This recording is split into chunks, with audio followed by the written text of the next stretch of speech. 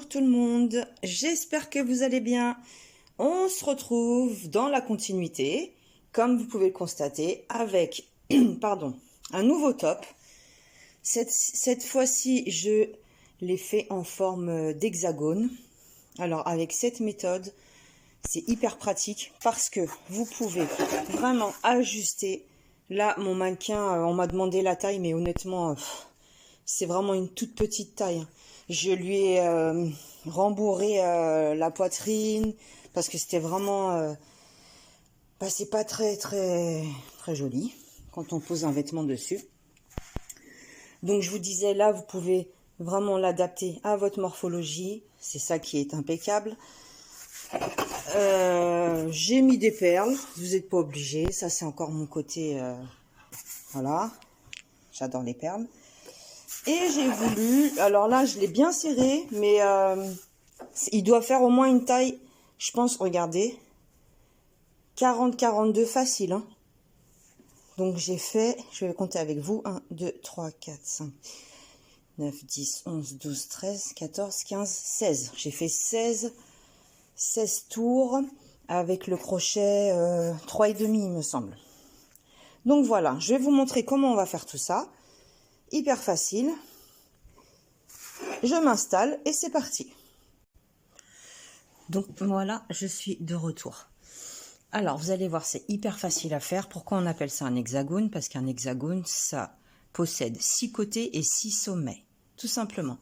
Et on va continuer de crocheter, crocheter, crocheter jusqu'à obtenir les deux largeurs ici, nécessaires pour faire le tour de son ventre, de son bassin, peu importe. C'est vous après qui allez l'ajuster. Dans cette vidéo, je vais vous montrer aussi comment faire le cercle magique parce que on m'a demandé. C'est vrai qu'à l'époque, quand j'ai commencé il y a 3 ans à faire des vidéos, j'expliquais pas forcément le cercle magique, les points de base en fait. Donc je vais bien vous montrer de façon à ce que tout le monde puisse réaliser ce tutoriel. Donc on va commencer avec un cercle magique, quoi qu'il arrive. Donc ça tombe bien. Donc pour le cercle magique, là j'ai ma petite pelote et j'ai le bout de mon fil. Le bout de mon fil, je vais le coincer ici, entre mes deux doigts, entre mon pouce et mon index. Je vais passer le fil sur 2 doigts, je bloque avec l'auriculaire, je refais un tour, je vous montre, hop, et je croise. Et là je bloque. J'ai croisé, je vous remontre. Je tiens mon fil avec mon pouce et mon index. Je passe par-dessus mon majeur et mon... je sais plus. J'ai un trou. Et je refais un tour, sauf que je croise par-dessus et je bloque avec ce doigt-là. Je prends le crochet, je passe sous le premier fil.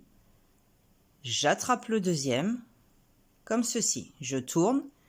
Et avec le fil de la pelote, là je tiens bien, normalement je tiens pas, mais c'est pour vous montrer en détail, avec le fil de la pelote, je fais une maille et là c'est fixé, ça bouge plus. Je recommence, je passe par-dessus mes 2 doigts, je repasse en croisant, j'attrape le premier, je passe sous le premier, pardon, j'attrape le deuxième, et avec celui-là, je fais une maille. Là, c'est bloqué. J'ai tellement l'habitude de le faire vite que là, quand il faut le faire, vous voyez, là, je tiens en fait. Quand il faut le faire au ralenti, c'est un peu plus compliqué. Donc, cercle magique. Ensuite, on a déjà une maille. On continue avec 2 mailles supplémentaires équivalent à une première bride. Un jeté sur le crochet, on entre à l'intérieur, on fait une deuxième bride. Un jeté sur le crochet, on entre dans le cercle, on attrape le fil, encore un jeté, une troisième bride. On va faire 6 groupes, séparés par 2 mailles en l'air. De la même méthode, de la même façon. 1, 2, 3, 2 mailles de séparation, 1, 2, 3. Ok, celle-là elle veut pas, je la recommence.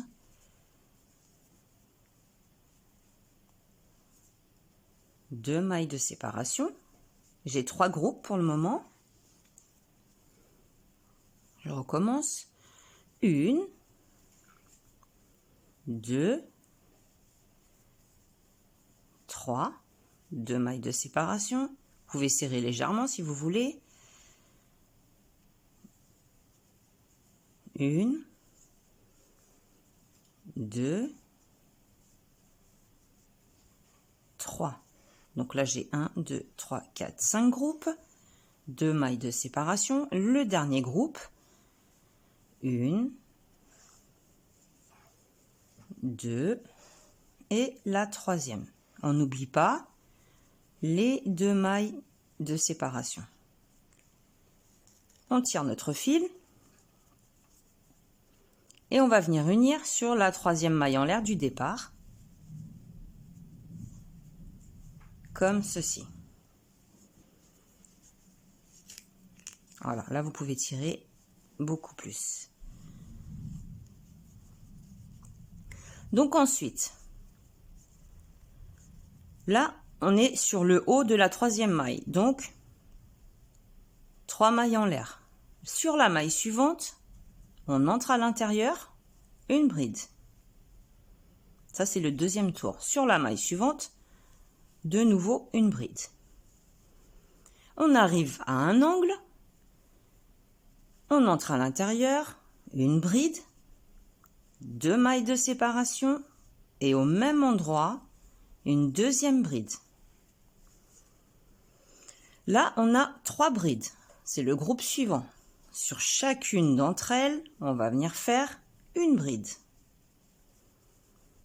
Vous allez avoir le même nombre de brides entre chaque angle.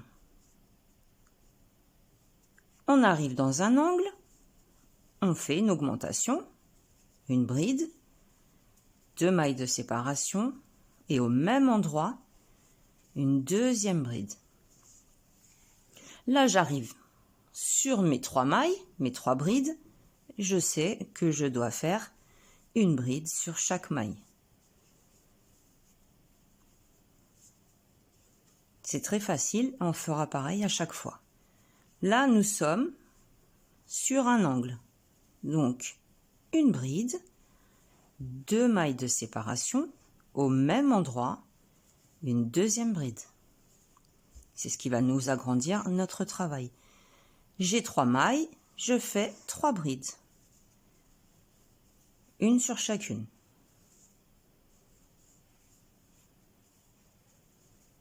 J'arrive dans un angle, une bride, 2 mailles de séparation, une bride. J'ai 3 brides, une bride sur chacune. À chaque fois qu'on va augmenter, qu'on va passer au tour supérieur, on aura forcément plus de brides à faire entre chaque angle. Vous voyez, à chaque fois qu'on augmente, on a plus de brides. C'est ce qui nous agrandit le travail. J'arrive à un angle, une bride, 2 mailles de séparation, une deuxième bride.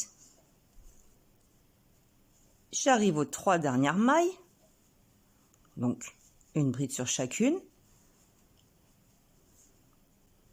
3, et là je suis dans l'angle. Donc comme d'habitude, une bride, 2 mailles de séparation et au même endroit une bride. J'unis sur la 3e maille en l'air du départ. Comme ceci. Pour l'instant, ça nous donne ce tout petit bébé là. Et ça va s'augmenter au fur et à mesure. Donc je vous montre. On est sur la 3e maille en l'air. 1, 2, 3 mailles en l'air, équivalent bien sûr à notre première bride. Là, on a la maille juste à côté, ne la loupez pas, celle-ci. Donc, on va compter. On va compter au prochain, parce que là, on a commencé une maille avant. Donc, nous faisons une bride sur chacune des mailles que l'on aperçoit. Et dès que nous arrivons à un angle, une bride, 2 mailles en l'air, une bride. Là, on va compter. Donc, j'ai une bride à faire. La deuxième, la troisième, la quatrième et la cinquième. En fait, au tour précédent, je vous explique, entre angle et angle, on avait 3 brides. On va augmenter de 2 brides à chaque fois. Comme ça, ça va vous permettre de ne pas vous tromper. Comme on en avait 3, là, entre chaque angle, on sait qu'on en aura 5 à faire avant de faire notre angle. Vous comprenez?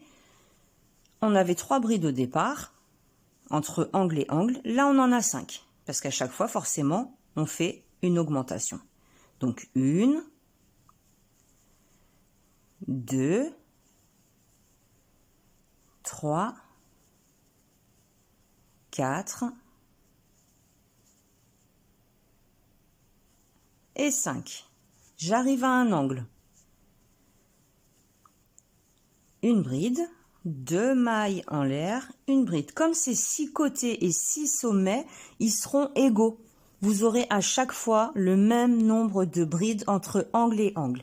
Si vous n'avez pas le même nombre de brides, faites marche arrière, regardez là où vous vous êtes trompé. C'est qu'il y a un problème, que c'est pas normal, ou peut-être que vous avez sauté la bride juste après l'augmentation. Vous voyez, on a cette bride là, juste après l'augmentation, il ne faut pas la sauter. 1, 2, la troisième, la quatrième, la cinquième. J'arrive à un angle, donc je reproduis exactement la même chose en faisant une bride, 2 mailles en l'air, une bride. Et on continue, on va terminer ce tour ensemble, après je pense que vous avez compris. On fait une bride sur chaque maille, mais on doit avoir le même nombre entre chaque angle. C'est la seule règle à bien conserver jusqu'au bout, de façon à ce que l'hexagone reste bien hexagone, forcément, que ça ne fasse pas de démarcation, etc. On arrive à l'angle, 1, 2 mailles en l'air, une deuxième. On se retrouve ici, donc on poursuit. Là, je sais que j'en ai 5 à faire.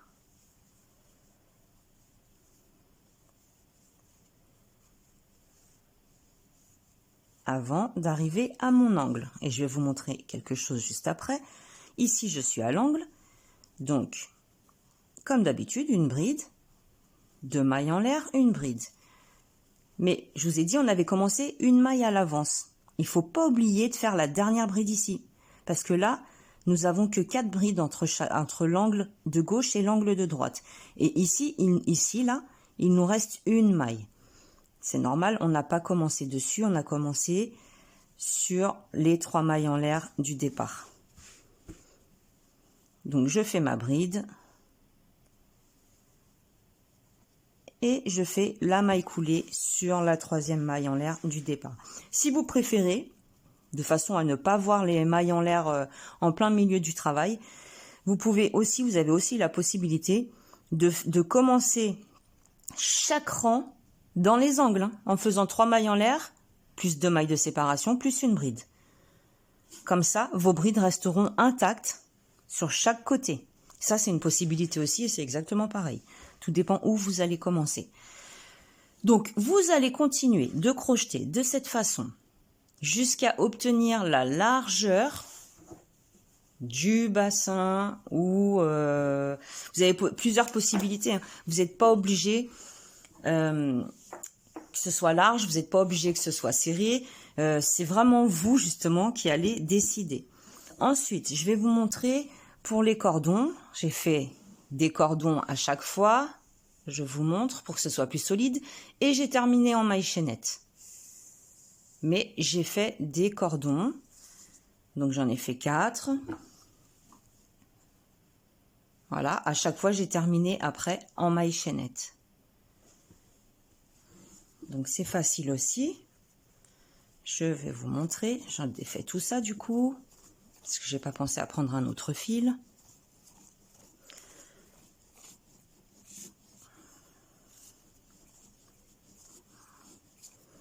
Après, vous pouvez faire vos finitions vraiment comme vous en avez envie. Moi, vous voyez, j'ai pas du tout fait de mailles serrées. J'ai laissé tel quel. J'ai laissé en bride. J'ai pas fait de mailles serrées pour faire le contour, mais vous pouvez faire des mailles serrées, des mailles coulées, le point écrevisse. C'est vous qui allez apporter la finition dont vous allez avoir envie au moment où vous allez le crocheter. Donc, pour le cordon, j'ai fait un nœud coulant. J'ai commencé par faire 1, 2. Je reviens dans la première. Je passe à l'intérieur. Je fais une maille serrée. Là, je tourne légèrement. Ici, j'ai une petite boule, une petite bosse. Je rentre à l'intérieur. Non, c'est pas celle-ci, c'est celle-ci moi que je veux. Je rentre à l'intérieur, une maille serrée. Je tourne. Là maintenant, c'est normal, au début on n'en avait qu'une, là nous en avons 2. On passe à travers les 2. On rentre à l'intérieur, maille serrée. On tourne à chaque fois. Là j'en ai 2 également. Je rentre à l'intérieur, sur les petites bosses qui se trouvent sur les côtés en fait. Alors au début c'est un peu pénible. Mais une fois que le travail monte bien, donc je rentre à l'intérieur, maille serrée. Vous allez voir, une fois que ça va bien monter, ça va aller beaucoup plus vite. J'ai mes 2 mailles ici, mes 2 boucles en fait. Je passe sous les 2 boucles. Alors je vous conseille de ne pas crocheter serré comme moi parce que vous allez être embêté comme moi. Mais de crocheter plutôt lâche, à la rigueur de prendre même un crochet supérieur au fil. En tout cas, le principe est toujours le même.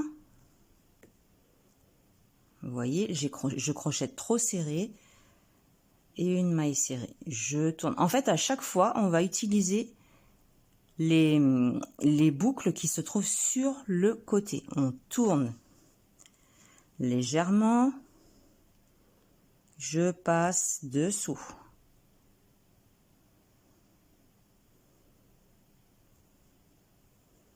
Ça va m'énerver. Voilà. Et sur la deuxième. Bon. Vous pouvez passer que sous une. Vous n'êtes pas obligé de passer sous les 2. Mais le principe est toujours le même. On rentre à l'intérieur. Maille serrée. Je tourne. Ici, j'ai ma boucle. J'ai mes 2 boucles. J'entre à l'intérieur, maille serrée. Je tourne. J'entre dessous.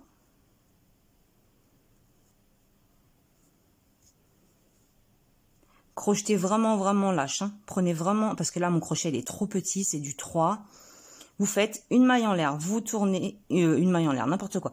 Une maille serrée, vous tournez, vous rentrez sous les 2. Maille serrée, on tourne, on rentre sous les 2. Maille serrée, on tourne, on rentre sous les 2. À chaque fois. J'arriverai pas à vous montrer autrement avec ce crochet qui est trop petit. Là, j'ai crocheté les cordons avec un crochet numéro 5 au moins. Donc, pour que ce soit plus... Vous voyez? C'est quand même assez élastique. Donc voilà, j'espère en tout cas que ce top vous plaira. Après les finitions, vous les faites comme vous voulez. Vous n'êtes pas obligé de faire des cordons.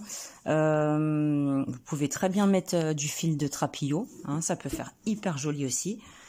Donc voilà, c'est vous qui allez décider, mettre des perles, pas de perles. C'est vraiment vous qui décidez de comment vous allez ajuster votre top. Donc en attendant, moi je vous souhaite un bon crochet et je vous dis à bientôt. Je vous ai réservé des petites surprises. J'espère que ça va vous plaire. Donc voilà, à la prochaine, salut, salut!